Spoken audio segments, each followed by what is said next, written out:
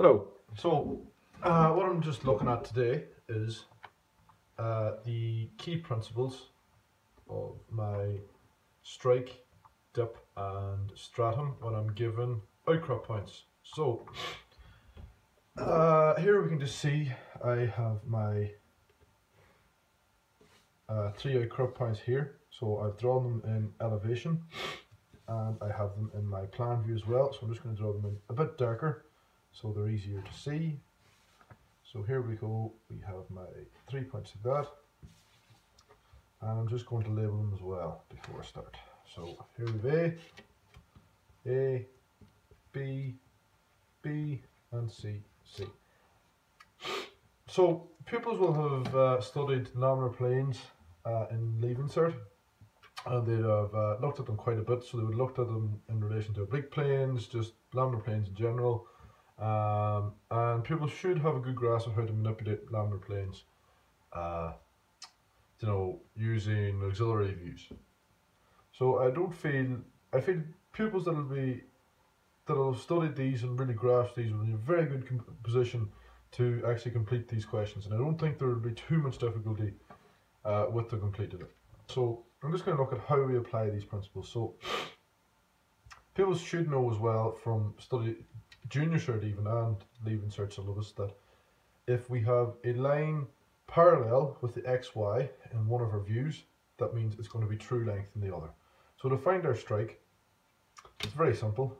We just have to do is create a line that's parallel with our xy. So we've that done in elevation.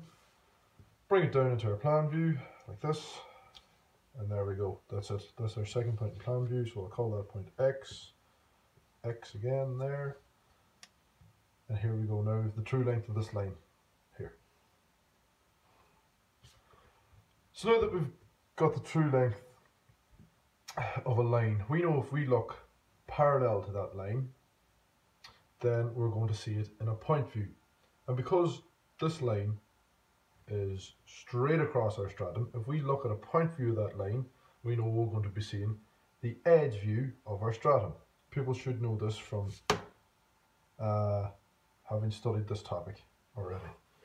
So this is kind of a combination of two topics, kind of a mixture between what pupils would have, the principles pupils would have seen in skew lines and this type of thing, and what pupils would know from just manipulating laminar planes in general.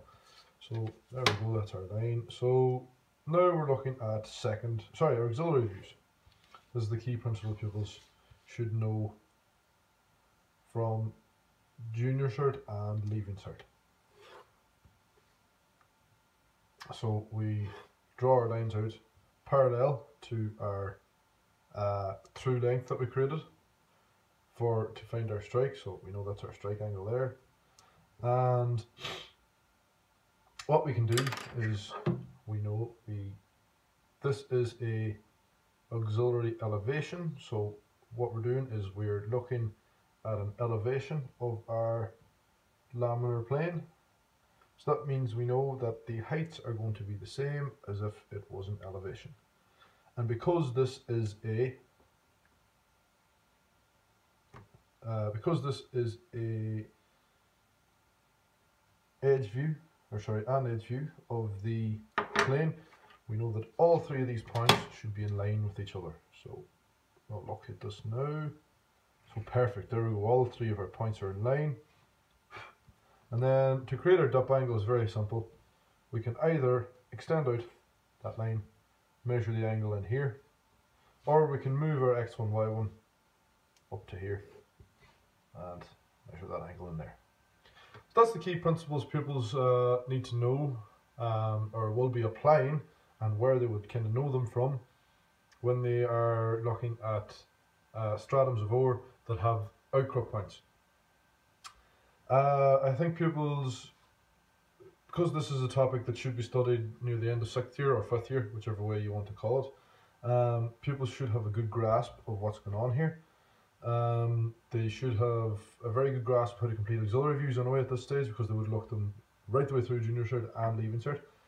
And on top of this, pupils kind of grasp of laminar planes should be built up well from studying previous topics, and they should be able to manipulate views of objects using by creating lines like this and finding their true length with relative ease. They might need some kind of a bit of a refresher activity on all of these principles before they begin into the topic head first, but apart from this, I think most of the class would be in a very good position already, and with the addition of this refresher activity, I don't think there would be much problems here when pupils are completing this type of question.